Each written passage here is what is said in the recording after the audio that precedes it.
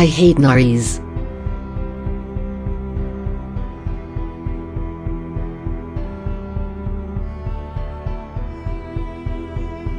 She's so in love with herself, just cause Dinu likes her.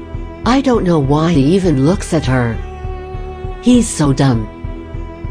Anyway, it won't matter what he thinks of her anymore. I'll bet when she's in her flux chamber tomorrow she mutes into a worm or something. Or a big fat lump of rock. I'll bet she's allergic to pterygian mist.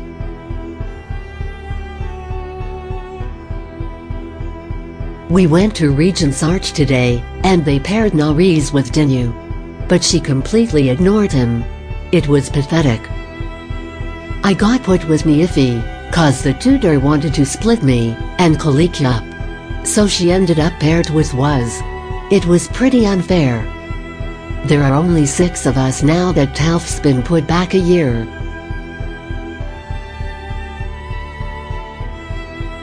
Kaliki says he's being reevaluated, because his grandparents are phenotypically incompatible.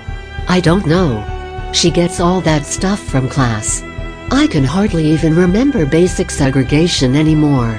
I mean, it's not like I'm going to need it after tomorrow.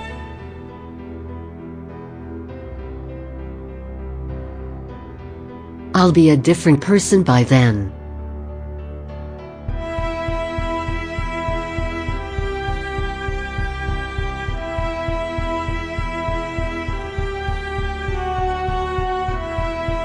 Following the Genetic Council's lead, King Oren's first edict to his people is displayed here.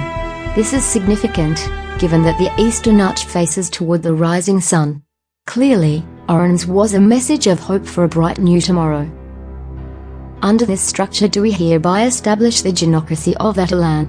Ratified by Council, fortified by technology, unified by evolution. From diversity comes equality.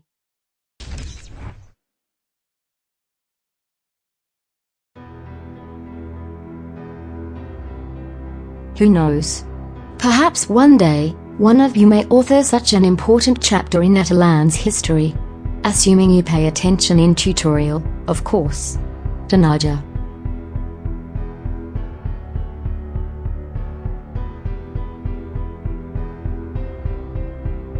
I wish I knew why Dinu never looks at me.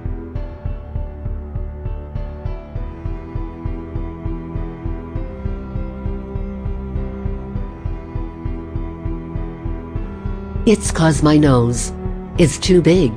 Maybe I'll get lucky or something, and it'll disappear completely.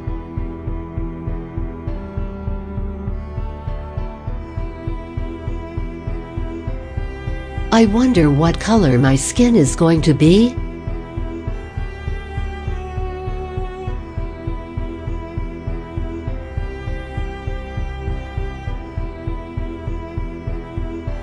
There it is. You'll wake him up. Come on, Niifi.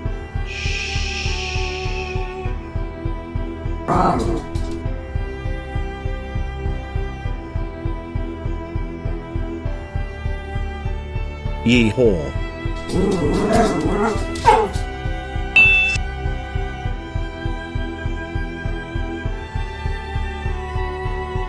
They are so immature.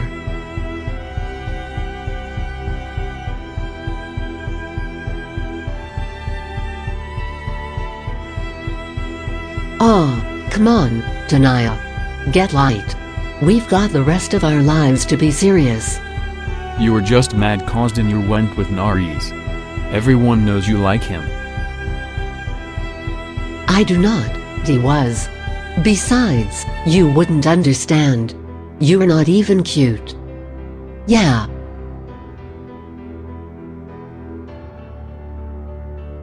Let's go and throw dye in the fountains. That's so stupid, was. They did that last year. We gotta do something. It's our last night. You can't not do a final dare, Tanaya. It's tradition. K. But what are we gonna do?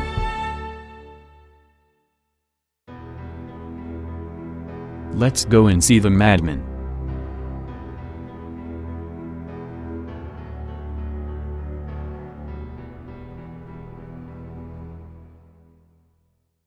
You get in by the maze. Anyone can do it, you just have to know where to go. The guards never see you, 'cause they're too busy watching for people trying to get out. Was pretended he didn't know the way, just because he was scared. Me and Kalikia went up into the air ducts right beside each other. She's my best friend forever.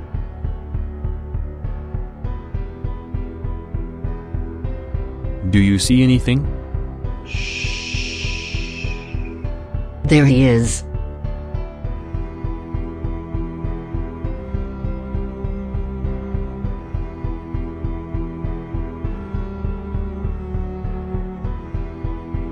You think you're so clever, don't you? But I see through your amateurish charade, Black Bolt. Shut your eyes tight enough and you can blind yourself to reality, eh? Even when reality burns. Wah. Wah. Maximus being mean to me. Someone tell him to stop.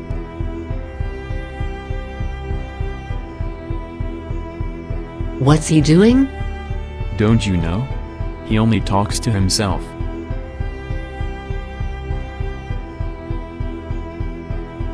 I'm king. I'm king. Everyone's in terrible danger. There's a flaw. Why won't you listen to me?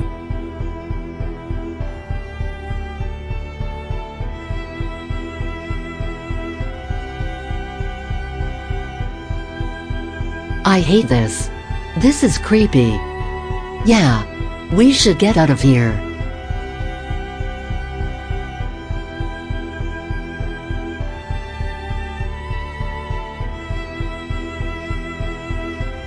Come on, Waz. We're leaving. You coming? Hello, Waz.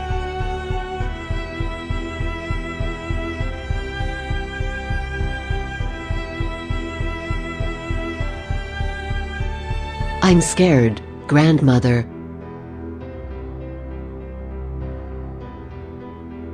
There's no reason to be afraid, Tanaja. Everyone changes. That's how the world works.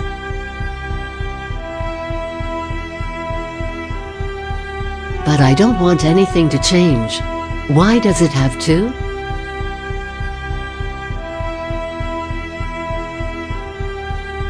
Why don't you ask me again after tomorrow?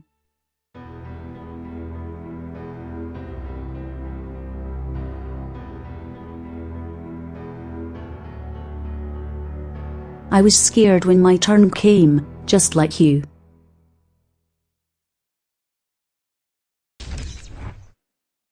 In those days, the rules for the Originasis were different. Not as they are now, with one single age requirement. If you ask me, it all makes a lot more sense these days. I was only 5 years old. I hadn't had all those extra years of preparation, so I had no comprehension of what was about to happen to me. I was such a tiny little childling. I thought I was going on some great big adventure. I didn't understand, you see. Oh, but as the Terrigen mists came around me, that was when I understood. It was just as if I had walked through a door that leads to the future. Such a feeling it is, to find yourself on the other side.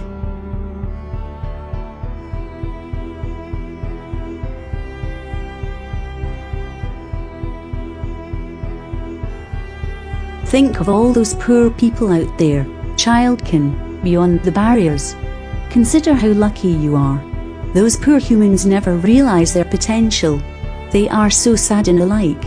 It must be terribly frightening for them. But what if? Don't say it. Whatever happens, we will always love you.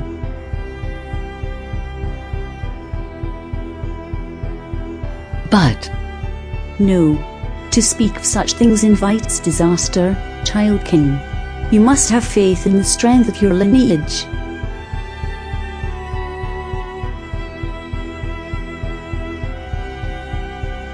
I'm so scared. I know.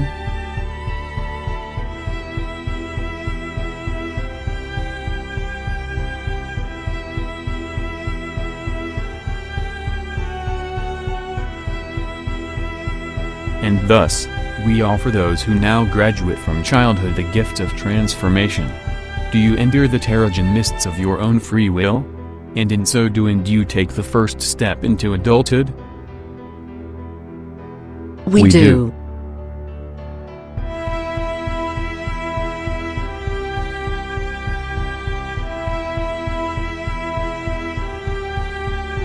Then, under the eyes of your king, step forward.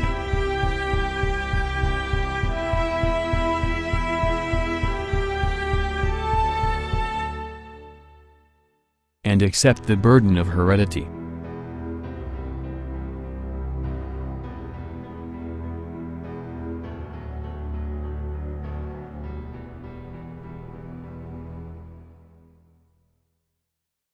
And Randak spake to the people of the great city, saying, Ours are now the laws of artificial selection, mutation, and evolution.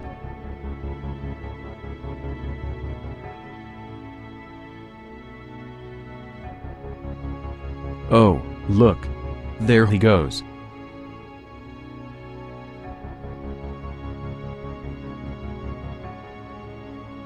Take this catalyst that is called Terrigen, for it will give you genomorphology. And he put the mist into a glass chamber. And the people entered the chamber, and were transmuted.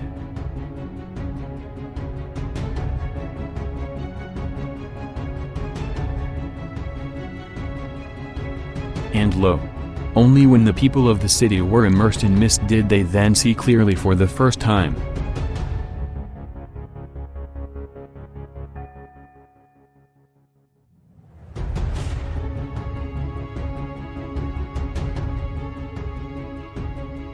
Donaja hears the ancient text from within her flux chamber.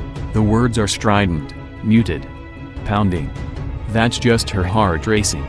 She tries to remember her instructions, to breathe slowly and allow the Terrigen mist to run over her. But she can't remember what she's supposed to do next. Her skin hurts.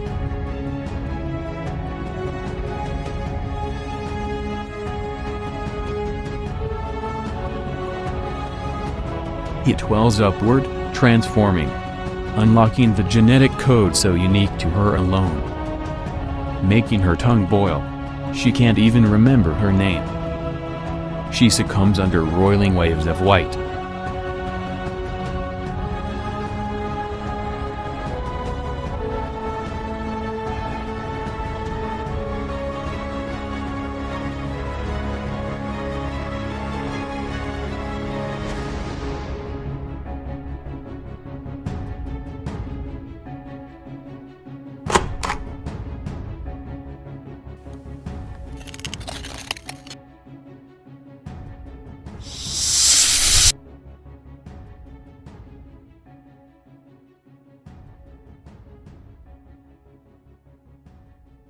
And when she breaks the surface, everything is much clearer than before.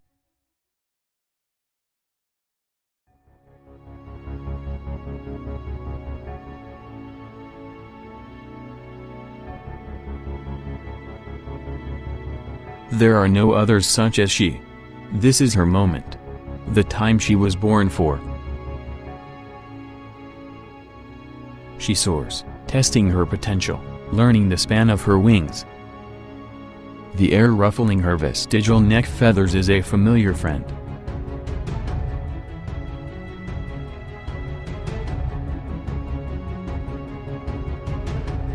Look, darling, a flyer. Just like you. Yes. About bloody time.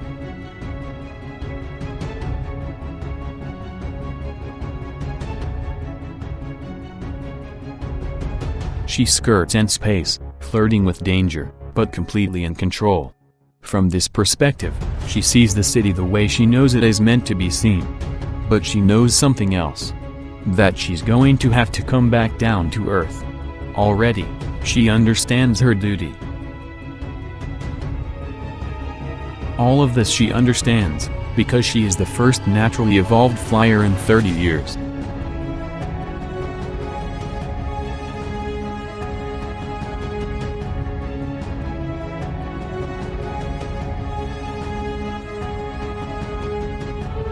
Oh, Donaja. It's more than we could have hoped for. Our daughter. A flyer. You look big. Tonaja, Tonaja. Neffy? Is that you?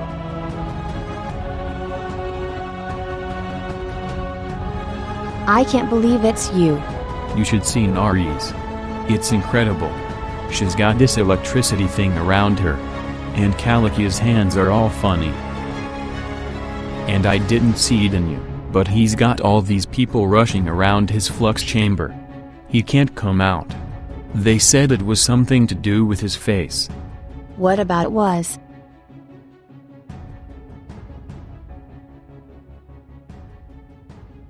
Oh.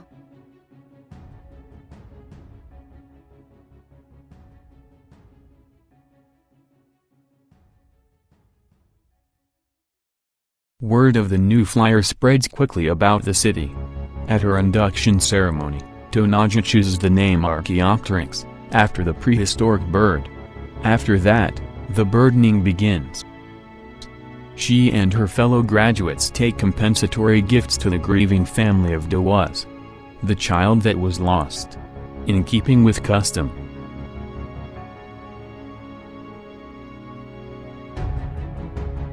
But Waz's fate is worse than mere death, his family's grief beyond measure.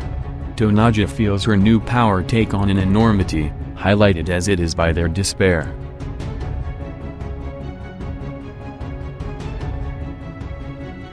Nari's has been transformed into a being of energy. A ring rarity in itself. Danu's power isn't yet fully understood. Many are saying that exposure to his face means instant death to the observer.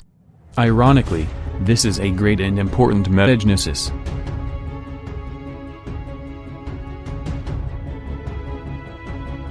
Not everyone is quite so lucky.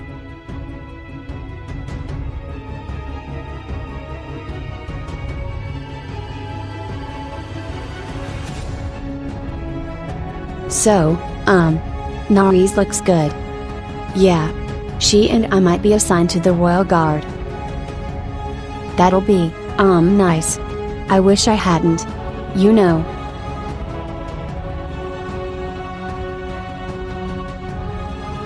I wish I hadn't disappointed everyone. Ton. You think maybe we can still see each other sometimes?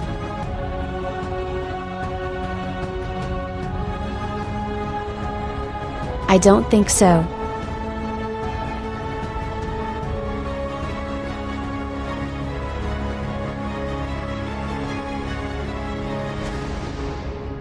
The city falls silent. Where there was brief excitement, the people are now subdued and fearful.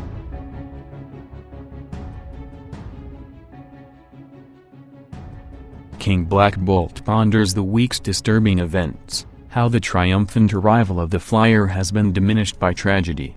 How the fate of the boy child, Dawaz, has cast a pall over the celebrations.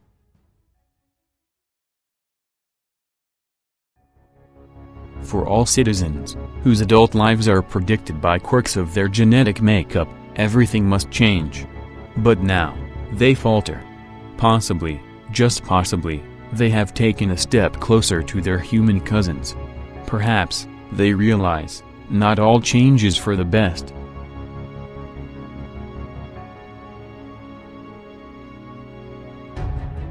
A flaw has appeared. A crack in the smooth surface of utopia.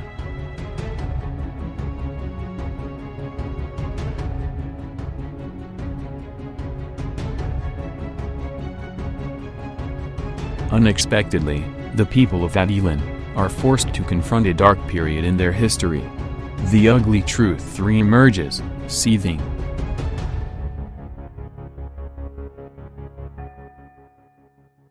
There is now a living reminder, one that shakes the foundation of their genetic superiority to its very core. Sleep well, boy.